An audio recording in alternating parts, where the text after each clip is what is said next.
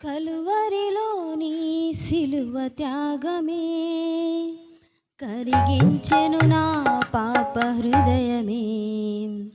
కలువరిలోని సిలువ త్యాగమే కరిగించెను నా పాప హృదయమే. నీవు కార్చిన ఈ రుధిరధారలే, నీవు కార్చిన ఈ రుధిరధారలే కరిగించెను పాపికి పరిహారమే. ఓ మానవా ఇది మన కోసమే, ఓ మానవా ఇది మన కోసమే. ఈ గొప్ప ప్రేమ బలియాగమే కలువరిలోని సిలువ త్యాగమే కరిగించెను నా పాప హృదయమే. మన దోషము కొరకై నలుగగొట్టబడెను, మన అతిక్రమ బాధలు సిలువపై మోసెను. మన దోషము కొరకై నలుగగొట్టబడెను, మన అతిక్రమ బాధలు సిలువపై మోసెను. కొరడా దెబ్బలతో గాయపరచబడెను, కొరడా దెబ్బలతో గాయపరచబడెను. ఆ గాయములే నిన్ను స్వస్థపరచెను, ఆ గాయములే నిన్ను స్వస్థపరచెను. ఓ మానవా ఇది మన కోసమే, ఓ మానవా ఇది మన కోసమే. ఈ గొప్ప ప్రేమ బలియాగమే కలువరిలోని సిలువ త్యాగమే కరిగించెను నా పాప హృదయమే. తలపైన ముళ్ళు, ప్రక్కలో బల్లెము, చేతులలో మేకులు భరించినావే. తలపైన ముళ్ళు, ప్రక్కలో బల్లెము, చేతులలో మేకులు భరించినావే.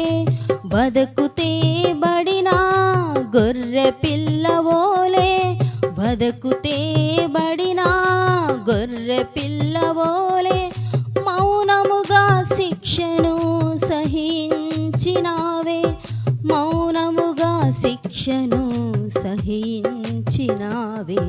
ఓ మానవా ఇది మన కోసమే, ఓ మానవా ఇది మన కోసమే.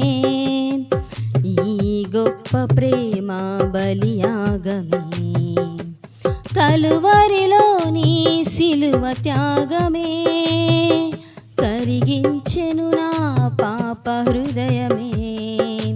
ప్రతి పాపమును కడుగును యేసుని రక్తమే, ప్రతి శాపము బాపును ఆ ప్రియుని రక్తమే.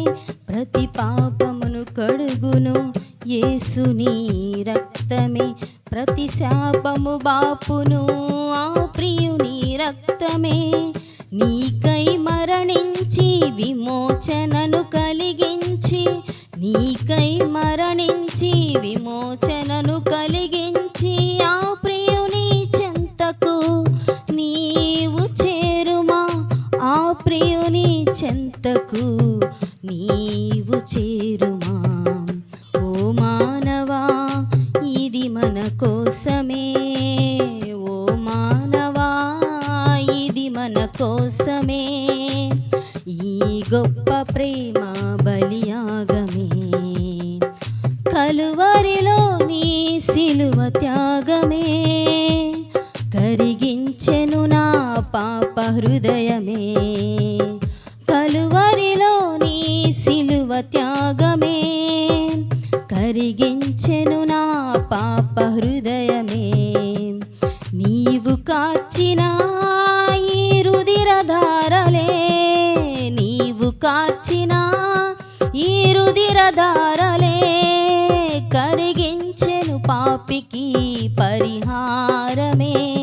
ఓ మానవా ఇది మన కోసమే, ఓ మానవా ఇది మన మన కోసమే ఈ గొప్ప ప్రేమ బలియాగమే, కలువరిలో నీ సిలువ త్యాగమే కరిగించెను నా పాప హృదయమే.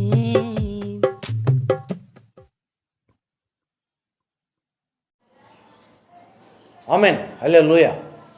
ఇక శ్రమల ధ్యాన సహవాసములో 12 ప్రభు ఇచ్చిన ఈ కృపగలది 30వ దిన సహవాసమునకు మిమ్మల్ని ప్రేమపూర్వకంగా ఆహ్వానిస్తున్నా. ఈ 30వ దిన మెడిటేషన్లో మేలు పొందుకొని ప్రభు యథార్థవంతులుగా జీవించాలన్న దేవుని యొక్క సంకల్పాన్ని మన జీవితాల్లో అలవర్చుకుందాం. నేటి దైవవాక్కు సామెతల గ్రంథం 28వ అధ్యాయము, సామెతల గ్రంథం 28వ అధ్యాయము 10వ వచనాన్ని ఆధారంగా చేసుకుని ముందుకు సాగుదాం. సామెతల గ్రంథం 28వ అధ్యాయము 10వ వచనం. యథార్థవంతులను దుర్మార్గమందు చొప్పించువాడు తాను త్రవ్విన గోతిలో తానే పడును. యథార్థవంతులు మేలైన దానిని స్వతంత్రించుకుందురు.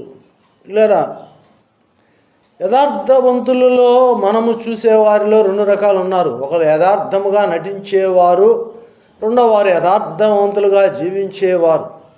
ఇక క్రీస్తు వెలుగులో నువ్వు ఎలా ఉన్నావు? లోకాన్ని మెప్పించటానికి యథార్థతతో జీవిస్తున్నావా? లేదు. నిన్ను నీవు మెప్పించుకోవటానికి యథార్థతతో జీవిస్తున్నావా? లేదు. సృష్టికర్త, లోకరక్షకుడు, శిలువధారి యేసు ప్రభుని వెంబడించుటకు, నీవు యేసు ప్రభువులో జీవించుటకు యథార్థముగా జీవిస్తున్నావా? ఆలోచించు. వాక్యం స్పష్టం. యథార్థవంతులను దుర్మార్గమందు చొప్పించువాడు తాను తవ్విన గోతిలోనే పడతాడు. యథార్థవంతులను మోసం చేయటానికి యథార్థవంతుల్లాగా నటించేస్తున్నారు చాలామంది. శిలువ భారము లేకుండా యేసుక్రీస్తు వారి పునరుద్ధాన అనుభవంలో సజీవ సాక్షులుగా ఉండటానికి ఇష్టపడక లోకాశల కొరకును లోకములో క్రైస్తవ నామధేయమును వ్యర్థపరచుటకు చాలామంది జీవిస్తున్నారు. వెలుగైన క్రీస్తుని పోలి నడుచుట ఈ వేషధారులకు అసాధ్యము. ఎలయనగా యథార్థవంతుని మోసం చేయవాణిని తాను తవ్విన గోతిలో తానే పడునని. ఏదైతే అపాయము తలపెట్టాడో, ఏదైతే ద్రోహము తలపెట్టాడో, ఏదైతే మోసము తలపెట్టాడో దానిలో తానే పడునని వాక్యము స్వతంత్రిస్తుంది. అయితే యథార్థవంతులు భూమిని, లోకములో మేలైన దానిని స్వతంత్రించుకుంటారు. నీకు మేలు కలిగిన దానిని స్వతంత్రించుకున్నట్టుకు యథార్థవంతునిగా జీవించు. ప్రభువులో నీవు జీవించు, ప్రభువుని కలిగి జీవించు, ప్రభువులో హెచ్చించబడు. ప్రభువు నీకు తోడుగా ఉండి నడిపించుటకు ఆయన ఇష్టపడుతున్నాడు. గమనించండి. సమూయేలు సంఖ్యాకాండము 31వ అధ్యాయం. గమనించండి. సంఖ్యాకాండం 31వ అధ్యాయం 15-16 వచనాలు చదువుతున్నాను. మోషే వారితో, మీరు ఆడువారందరినీ బ్రతుకనిచ్చితిరా. ఇదిగో బిలాము మాటను బట్టి పేయోరు విషయంలో ఇశ్రాయేలీల చేత యెహోవా మీద తిరుగుబాటు చేయించిన వారు మీరు కారా? అందుచేత యెహోవా సమాజంలో తెగులు పుట్టి ఉండెను కదా. శత్రువులందరినీ ఇశ్రాయేలుకి ఏం చెప్తున్నాడంటే, మోషే మనం వెళ్తున్నాం, ఆ ఊర్లో ఉన్న స్త్రీ పురుష భేదం లేదు, మొత్తాన్ని పసిపిల్లలతో సహా చనిపోయాలని చెప్తున్నాడు. ఎలాగనగా ప్రభు దృష్టికి ప్రభువుని వారు మోసము చేసిన వారు. కానీ ఒకవేళ జాలి దలిచి, లేకపోతే నీ ఇష్టానుసారంగా నీకు నచ్చిన స్త్రీలను, లేకుంటే నీకు ఇష్టం వచ్చిన పిల్లలను బ్రతుకునిచ్చావా, వారు రేపు నీకు ఊరిగా తయారవుతారు. ఇది యథార్థత కనపడాల ప్రభుకి ఇక్కడ. పిల్లరా, ప్రభు ప్రతిదీ చెప్తున్నాడు, ఇలా ఉండాలి, ఈ విధంగా చేయాలని. కానీ ఆ విధంగా ఉండక అలా ఉండేవారిని మోసం చేస్తున్నావా, వారి జీవితాలను పాడు చేస్తున్నావా? చాలామంది దైవజనులు కూడా సమయాన్ని, సందర్భాన్ని వ్యర్థపరుస్తున్నారు. జాగ్రత్త. దేవుడు ఎవరిని వదిలిపెట్టలేదండి. దేవుడు ఎవరిని వదిలిపెట్టలేదు. మందపై ఉన్న కాపర్లకు ఒక ప్రత్యేకమైన తీర్పును, ప్రత్యేకమైన శిక్షను ఆయన ఏర్పరుస్తున్నాడు. పిల్లరా, విశ్వాస సమూహమా, నువ్వు ప్రభువును చూసి ప్రభువుని చూసి ప్రభు మార్గంలో యథార్థంగా నడవాలి. కానీ నీ ముందు ఉంచబడిన దైవజనులను, సంఘ పెద్దలను, సేవకులను, సహోదరులను బట్టి కాదు. ఎలయనగా నీ కొరకు రక్తము కార్చినది, నీ కొరకు సిలువ మోసినది, మరణమును గెలిచి పునరుద్ధానుడైన యేసునాథుడు ఆయన నీకిచ్చుచున్న మాటను నువ్వు తూచా తప్పకుండా పాటించాలి. ఆలోచించండి. ఇక్కడ మోషే చెప్తున్నాడు ఇశ్రాయేల్ ప్రజలకి, మీ ముందున్న జనాంగంలో స్త్రీలను కూడా మీరు వదిలిపెట్టడానికి లేదు. ప్రభువుకి వ్యతిరేకముగా నడిచిన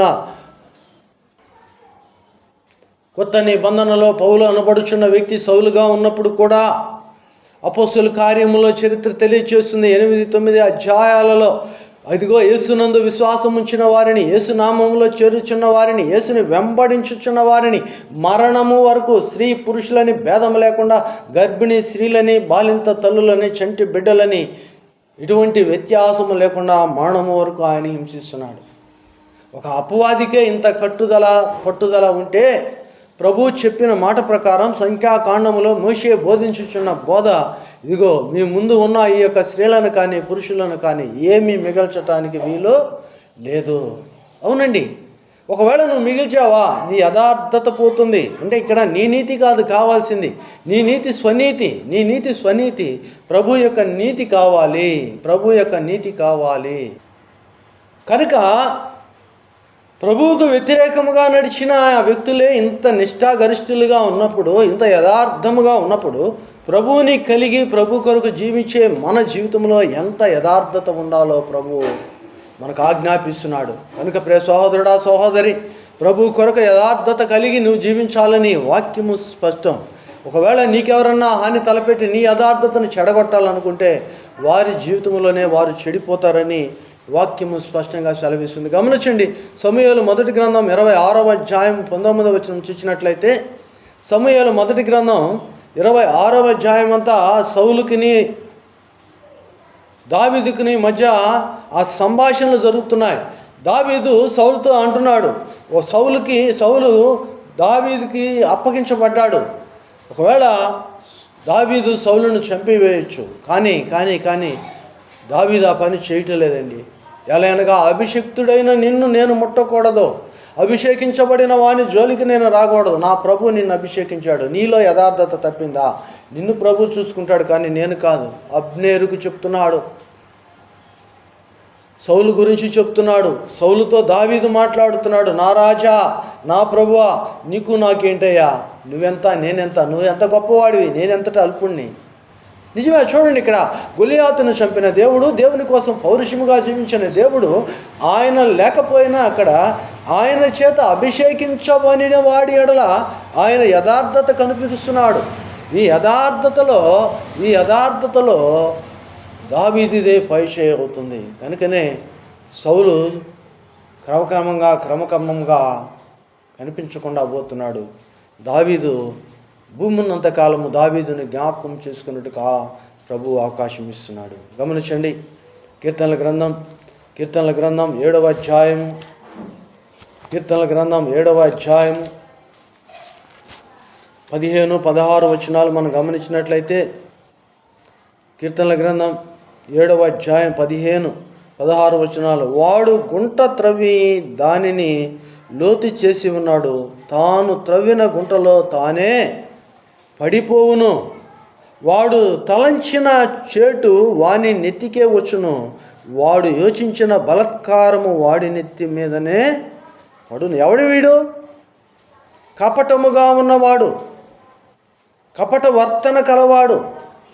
ఒకవేళ నీ శత్రువు నీకు మంచిగా ఉన్నట్టు నీ నటిస్తున్నాడేమో, వాళ్ళను చూసి నువ్వు మోసపోయావేమో. నువ్వు కాదు మోసపోయింది, ప్రభు దృష్టిలో వాళ్ళు మోసపోయారు.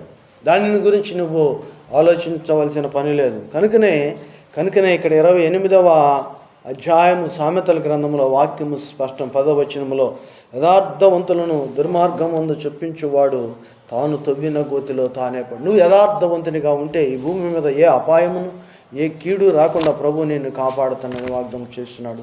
కనుక ప్రియ సహోదరుడా, సహోదరి, ఈ 30వ దినం సహవాసములో ప్రభు నీకిచ్చిన యథార్థతను విడిచిపెట్టబాకు.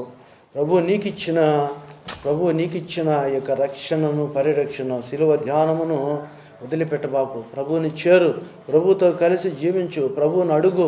నిన్ను చేరి సాటి లేని నిత్యానందముందపోవు, చున్నప్పుడు నిందలు నాకై ఎన్ని చేరినా, విన్నదనము లేకుండానే వేనమదికి ధైర్యమిచ్చి అన్నిటా రక్షించితివి నా అన్న నీకు స్తోత్రమకః. త్రాహి మాం క్రీస్తునాథా దయ చూడారావే. అడుగు ప్రభుని. నీ మీదకు లేచుచున్నవారు, నీ మీద నిందలు వేస్తున్నవారు, నిన్ను మోసం చేస్తూ నీ యథార్థతను అవకాశవాదముగా మలుచుకుంటున్న వారిని దేవుడు లయపరచబోతున్నాడు. వారిని బట్టి ఆనందించు. అంతేకాని లేనిపోని కంపాషను చూపించబాకు. అది సహాయం చేసినా కానీ అది పొందదగిన వానికి చేయమన్నాడు. అంతేకాని నీ దానము, నీ కర్మము ఏదో నీ నోటికి వచ్చిన మాటతోనో నీకు వచ్చిన విధానంగానో చేయటం కాదు. ప్రభు మార్గములో చేయాలి. ప్రభు విధి విధానాన్ని నువ్వు అవలంబించాలి. అందుకని అంటాడు, యథార్థముగా ప్రభువులో జీవించే వాడికి ఎవరైతే హాని తలపెడతారో వారి మీదకి ప్రభువు అదే కీడును రప్పించబోతున్నాడు. కనుక మోసపోకుడి, దేవుడు వెక్కిరించబడడు. మనుష్యుడు ఏ పంట విత్తునో ఆ పంటనే కోయునని వాక్యము స్పష్టం. ఏది విత్తినా ఇప్పుడు క్షమాపణ అడుగు. అతిక్రమములు దాచిపెట్టువాడు వర్ధిల్లడు, వాటిని ఒప్పుకొని విడిచిపెట్టువాడు పరిహారము నొందును. కాబట్టి ఈ పరిహారమును నీవు ప్రభు ఇస్తున్నాడు. ప్రభు కృప నీకు తోడై నడిపించునుగాక. యథార్థముగా జీవించుట మానబాకని యొక్క 30వ దినము సహవాసంలో ప్రభు మనకు నేర్పిస్తున్నాడు. ప్రార్థన. ప్రేమగల తండ్రి, కృపగల దేవా, యథార్థ పరులకు అనేకమైన ఆపదలు తేవచ్చు, కానీ తెచ్చిన వారే మోసపోతారని, వారే పడతారని మీరు సెలవిస్తున్నారు. యథార్థమైన మార్గమును వర్ధిలింప చేయవారు, భూమి మీద స్వతంత్రించుకున్నట్టుగా మీ మేలులు దాచి ఉంచినవారు, అటు మేలులతో ఈ బిడ్డలను నన్ను మీరు నింపి నడిపించమని యేసు నామము నడుచున్నాము తండ్రి. ఆమె. తండ్రి, కుమార, పరిశుద్ధాత్మ త్రియేకదేవుని సకలమైన దీవెన మెలుగు కూడిన స్వతంత్ర జీవితంతో ప్రభు మీకెల్లరికను తోడై నడిపించునుగాక. ఆమెన్. హల్లెలూయా.